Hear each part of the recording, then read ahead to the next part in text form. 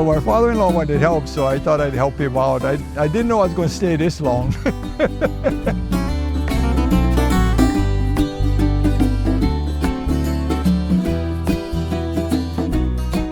Grandpa was trying to figure out a name, and Seiki, his son, suggested Rainbow Drive-In.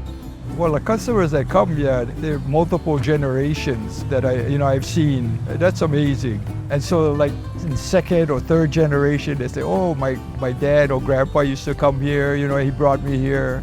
So Rainbow Drive-In's food can probably be best described as comfort food. We're not traditional Hawaiian food, and we're not kind of the Hawaii regional cuisine that a lot of people think of, but we're just that go-to place when you want something, to feel good or to bring you back to the old days. Rainbows is so iconic when you talk about food in Hawaii because plate lunches are so special to us as locals. It's something we grew up with. And when you talk about gravy all over, when you talk about mac salad to a plate lunch, Rainbows is in that conversation. It's like home, home cooking. People are like home, like family, and it's an amazing place. It's got everything that most places don't have. And so oftentimes when people come to visit, I tell them this is what local people eat. These are the components that we grew up eating, and it's something that's going to keep you full, and it's something that you're going to always remember because every element tastes good, but it tastes even better all together. The menu hasn't really evolved too much since our opening day. We've added things like shoyu chicken, and the local moko plate actually came a little bit later too. But we want to try and keep it as consistent as possible. And being that multi-generations come and visit us, we want to make sure they still have the same dishes that they knew growing up. Well, Grandpa's mantra was like, you give plenty and cheap and tastes good. So our customers are the ones that got us here. It's just been such a blessing that everyone supported us and everyone continues to support us, whether they're from here or from the mainland, from Japan, from all over the world. One of the coolest things to see is like people coming from all these different countries, and they're like, "Oh yeah, I heard through a friend," or like I saw like a blog post or something, and we can't thank everyone enough for that. As long as our values stay the same, I think it's an easier transition. You got me there. Rainbow Drive-In is just a family business serving the community, in all ways. Not only food, but we also try supporting them, like the schools and different organizations.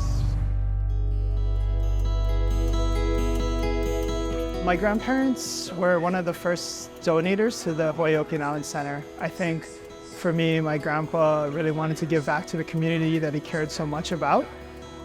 He loved doing Okinawan dance, he loved listening to the music, and he loved collecting a lot of the antiques. My grandpa had 85 pieces that he donated to the Prefectural Museum in Okinawa, and that meant a lot for him to return those artifacts and antiques back to the homeland. I feel like I can take responsibility or take credit for Chris getting involved with HUOA. Back, I want to say 2016 or so, he was a student at the Schuyler College of Business in the MBA program, and I was working there as the marketing director at the time. And I found out he was Okinawan, and so I was like, oh, they said, hey, the Rainbow Drive-In guy is actually half Okinawan. Did you know that? And I said, no, I didn't. So I of course, walked up to him, got to know him, and of course, gave him a little bit of a guilt trip that I was like, you should come help us for Okinawan Festival. We could use some help. So in 2018, that was our first year having the Okinawan Festival at the Convention Center. And so I asked Chris if he would help us in the kitchen that year. And it was his first time volunteering with us. And it's been all the way since then. He's helped manage our food inventory and ordering, helped us tremendously kind of level up our kitchen volunteers at the convention center. So really, really want to thank him for all of that help. 2020 came along and we had no idea what we were going to do with Okinawan Festival, but we had an idea that we wanted to do a virtual Okinawan Festival. Nobody had any idea what that even meant.